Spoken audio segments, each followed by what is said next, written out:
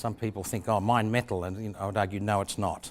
If you look at the traditional objective of any business in the Western world, then you will hear CEOs quoting our mission, our purpose is to create value for our shareholders. If you're not making money, then what on earth are you doing messing up the environment, asking employees to risk their health and safety, operating dangerous equipment, asking them and their families to trust in you for their livelihoods as an employer? Money has a time value. This is not an opinion, this is a law of nature, a law of economics, if you like. If there's $1 billion net cash in this ore body, why don't we just mine it all? The NPV, net present value, would be fantastic, and we could retire rich.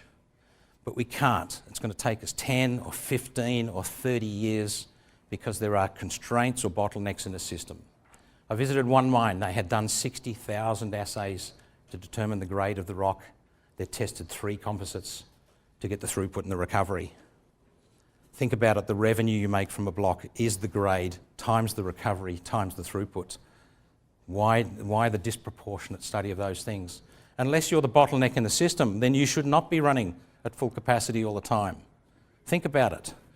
Theory constraints teaches us if you go and see a factory, a mine, a system, and everything is running at 100% capacity or as close as they can get to it, that is a complete disaster. The objective actually should be to minimise the life of the mine for the ore body that's been identified. If you want a longer life of mine, do some more drilling, but don't ruin the value you're extracting. You cannot optimise anything if you don't agree what the objective is. Unfortunately, having a steady plan is the stated objective of some mining organisations. They're effectively aiming to be mediocre instead of be optimal. Theory constraints teaches us any system has a primary bottleneck. It's the part of the system that most limits the performance of the system. We're going to mine the dollars and get them through the system as quickly as possible. Net value per bottleneck unit is king.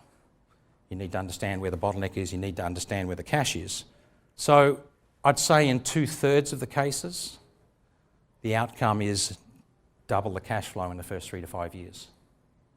Now, same ore body, same plant, same dilution, mining costs, equipment, no change, metal price, not changing any assumption, changing the conclusion of therefore how should we mine, process and deliver this ore body to them. There's a whole world of value out there that 90% of the mining companies in the world are not even aware of, and we run these sessions to bring that awareness.